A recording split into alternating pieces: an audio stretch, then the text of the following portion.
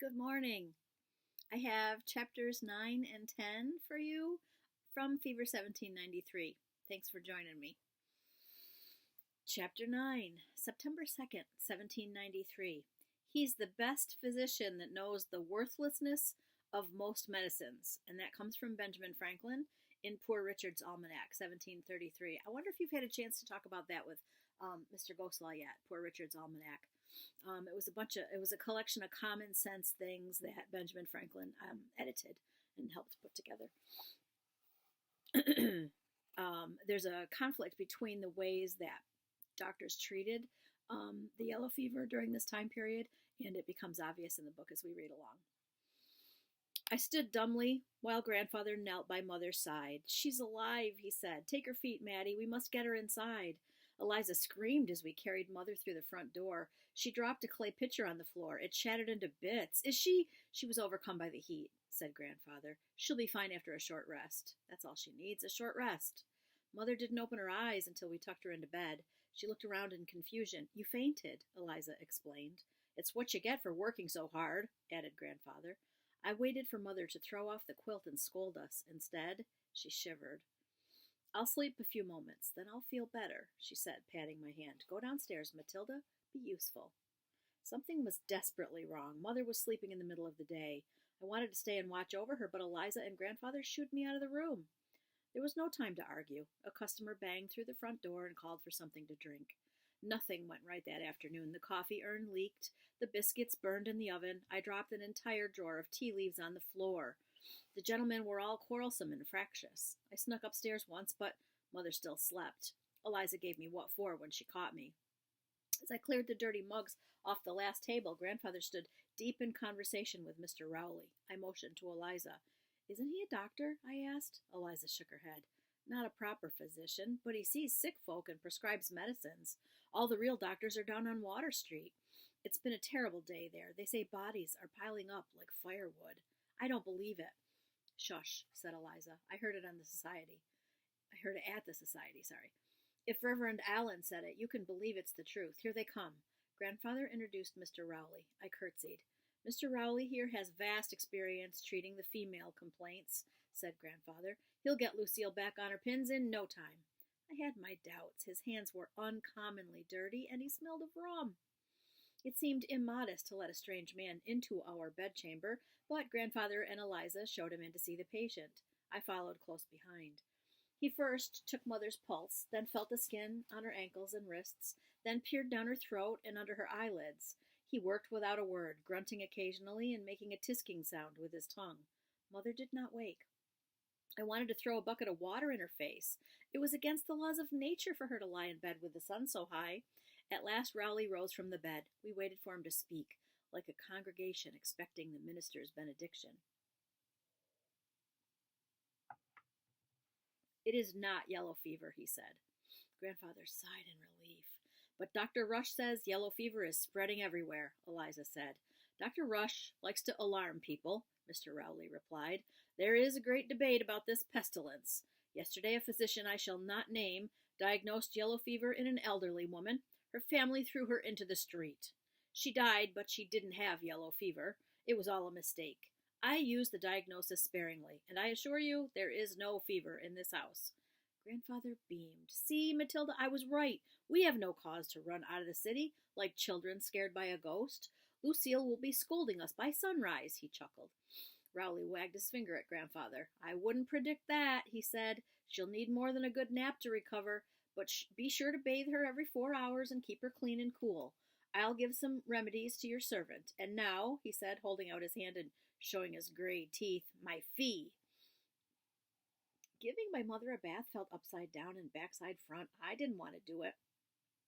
Daughters aren't supposed to bathe their mothers, but Eliza could not manage alone. We moved my bed to Grandfather's chamber and replaced it with the tin bathing tub. Yeah, no running water? Yeah. Every 4 hours, we filled the tub with hot water mixed with black pepper and myrrh. The worst part was dragging Mother from her fitful sleep and getting her to sit in the water. The fever had taken hold of her senses, and she wept, calling my father's name. While Mother dozed in the tub, we stripped the linen from her bed and laid on fresh. She was supposed to drink Dittany tea sweetened with molasses, but it tasted too horrible. As soon as we had her back in bed, Eliza emptied the tub and put more water on to boil. Mother shivered so hard her teeth rattled. Even with all the blankets in the house on her, she could not warm. She lay under the faded bedding like a rag doll, losing its stuffing, her hair a wild collection of snakes on the pillow, her cornflower blue eyes poisoned with streaks of yellow and red. It hurt to look at her. After the sun set, Eliza set a candle by her bed. Your grandfather is sleeping at old man Karras's house, she explained. Just as well, I said. Are you going home? I must, she said. My brother is expecting me. I nodded. Eliza lived with her brother's family. They would be very worried if she didn't come home. I'll be fine, I said. I think she'll sleep through the night. Eliza kissed my forehead. Don't forget your prayers, she said. I'll come early and try to bring a doctor with me. After she left, I locked the doors and closed the shutters. A church bell struck 10 times, and I shivered. The coffee house was filled with shadows and dark noises. I took 2 extra candles from the clothes press and hurried upstairs to watch over Mother. She did not notice when I entered the room. Her face was pulled taut in pain, and she jerked in her sleep. I so wanted to touch her.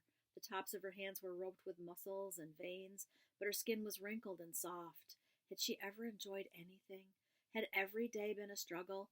Perhaps death would be a release, a rest for the weary. A slight breeze waltzed through the room. Silas strolled in and jumped onto the bed. He settled himself so gently by her feet that she did not notice. No mice would disturb her, that was understood. Mother wrinkled her brow and moaned. I smoothed her hair. I'm here, Mother, I whispered. Be still. She shook her head from side to side on the pillow. Tears threatened again. I sniffed and tried to control my face. No one could ever tell what Mother thought or felt by looking at her. This was a useful trait. I needed to learn how to do it. There were so many things she had tried to teach me, but I didn't listen. I leaned over to kiss her forehead. A tear slipped out before I could stop it. I quietly sat beside her and opened my psalm book, praying for deliverance, or at least the dawn. I must have dozed off. One moment the room was still. The next, Mother flew off the pillows and was violently ill, vomiting blood all over the bed and floor. Her eyes rolled back in her head. I jumped up from the stool. Eliza! I screamed. Help! There was no answer. Eliza was gone. I was alone. I forced myself back to the bed. Mother panted heavily. Everything will be fine, I said as I sponged her face clean. Just lay still. Her eyes opened and I smiled at her. Tears pooled in her eyes and spilled down her cheeks. She opened her cracked lips. Go away, she whispered. Leave me. I recoiled as she leaned over the bed and retched a foul-smelling black fluid onto the floor. Oh, stop, please stop, I begged. Leave me, Mother shouted in a ragged voice. Leave me, go! I tried to help her back onto her pillows, but she pushed me away and shook her head. Go away, she repeated.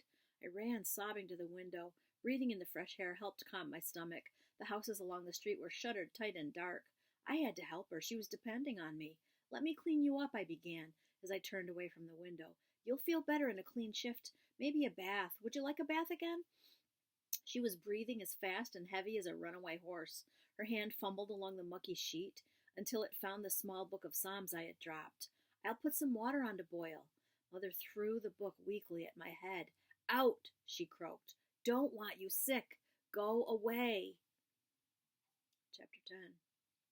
September 6th, 1793, so 4 days later. The quote is from Dr. Adam Kuhn in Philadelphia, 1793. The patient is to be placed in a large empty tub and 2 buckets full of water of the temperature 75 or 80 degrees Fahrenheit are to be thrown on him. That's a little chilly, yeah, for bath water, anyway. Okay, Eliza shook my shoulder. I woke at once with a sharp breath. Outside, the sky was turning pale gold. Mockingbirds were singing. Mother slept, her skin the color of an old weathered barn. At least she was alive. Your grandfather and I have found help, Eliza whispered. Dr. Kerr, he's educated, from Scotland. Dr. Kerr nodded to me. He was a small man, wearing a black coat and carrying a small medical case. He set the case on the floor and opened Mother's eyelids with his fingers. She slept on. Where's Grandfather? I asked. Waiting downstairs, Eliza said. How was she in the night? Dr. Kerr asked as he started his examination. I did everything Mr. Rowley instructed. I bathed her and gave her tea. I tried to keep the bedclothes clean, but, well, we'll wash today. She finally slept after midnight. Do you think she looks better? She feels a little cooler to me. Mr. Rowley said it was just an autumnal fever, nothing serious. Eliza pulled me close to her. Shh, she said gently.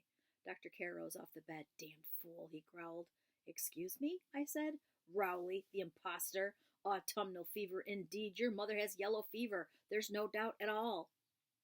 Yellow fever. My mouth moved, but I could not breathe. It made no sense. Mother wouldn't allow it. She had given birth to me in the morning and cooked supper for 10 that night. She survived the British occupation while my father fought with Washington's troops. Mother would beat back illness with a broom. A loud moan interrupted my thoughts. Dr. Kerr laid his fingers on Mother's wrist. Her pulse is fast and strong, he said. This is the crisis. She must be bled. Dear God, won't that weaken her more? I asked. Bunkum, Dr. Kerr said angrily. Dr. Rush has proven that bleeding is the only way to save a patient this close to the grave. But she could mend yet, Eliza said. Dr. Kerr took a small lancet from his bag. It glinted in the sunlight. He handed me a basin and told Eliza to hold Mother's shoulders. I felt faint. Here's an aside. This was a treatment that they did. They would, cut open somebody's arm and let the blood come out because, the blood was poisoned, and so that was a cure. Yeah, okay. I wonder what we're doing in the hospital now that people in the future are going to say, what the heck were they thinking, Because medicine makes developments, luckily. Okay. Her pulse is full, quick, and tense, he said, pushing up Mother's sleeve. Hold the basin right against her arm. The pestilence boils within her blood and must be drained. I flinched as the lancet flashed and blood from Mother's arm poured into the basin. Dr. Kerr handed me a second basin when the first was full. My stomach turned over, but I clenched my jaw and stood firm. There, he said finally. He bandaged the cut on her arm and rolled down her sleeve. Mother lay still and silent, but she was breathing. That was 10 ounces of blood. I'll come back tomorrow to take another 10. She needs to purge the disease still in her stomach and bowels. She'll need 10 grains of Jalap and 10 grains of calomel. It will be dirty work to care for her, but it should clean her system efficiently. So here's another aside. The woman who's already weakened because they took blood from her, these things are violent purgatives, so it's going to make her throw up and have diarrhea to get rid of the rest of the sickness. Well, that's exhausting on your body when it's already weakened and sick. Probably not the best treatment for any fever. But she's so pale, I said. Can't the medicine wait a day or so? Mother finally roused. She blinked her eyes and pointed at me. Get her out, she whispered. Out! A cough choked off the rest of her words. Dr. Kerr and Eliza struggled to calm her. Go wait in the kitchen, Maddie, Eliza said.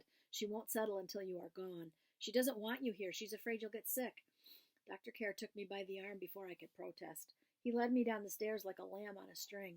She doesn't want you to see the worst. You can help down here. I'm sure Eliza would appreciate a cup of tea. Lucille is a strong woman. With God's mercy, she will survive this peril. Grandfather was waiting for us at the bottom of the stairs. Dr. Kerr got right to the point. Yellow fever, William, there's no doubt. I advise you send Matilda out of the city at once. What? I asked. Grandfather sat heavily in a kitchen chair. Lucille has been wanting her out of town. No, I stamped my foot on the floor. You can't send me away. I need to be here. I need to help. You can't send me away. Dr. Kerr frowned. I understand, Matilda. These are difficult days for us all. Sensible people have turned mad overnight. They're rinsing their clothes in vinegar and wearing tarred ropes around their necks. This is no place for a young girl like you. I wiped my eyes on my sleeve. Why can't Mother come with me? Wouldn't it be better for her in the country air? No town will let her in, explained Dr. Kerr. They turn all fever victims away. Your cook can care for your mother. Your grandfather can travel with you. This is the best for all. Grandfather tried to smile. We'll make it an adventure, lass. He turned as Eliza came down the steps carrying filthy sheets. I've explained to Matilda that she'll be leaving, Dr. Kerr said. 'Tis best, Eliza said. I advise you to hire a wagon as soon as possible, Dr. Kerr said.